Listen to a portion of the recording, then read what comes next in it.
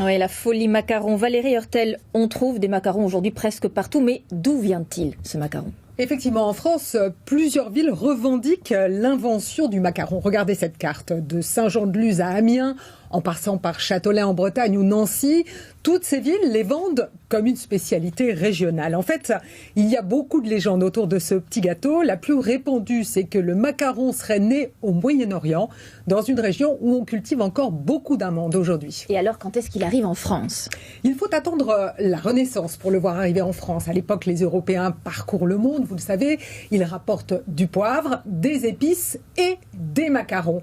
Et le petit gâteau séduit d'abord l'Italie. C'est là qu'il prend d'ailleurs son nom, maccherone, ça veut dire recette à base de pâtes.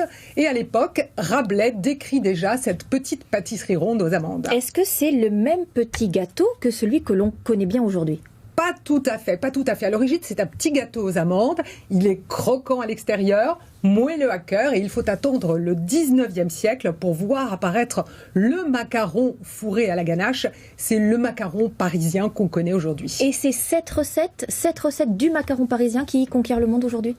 Oui, et en particulier les États-Unis. Et pour la petite anecdote, le cinéma nous a donné un petit coup de pouce. Vous vous souvenez du film Marie-Antoinette de Sofia Coppola ?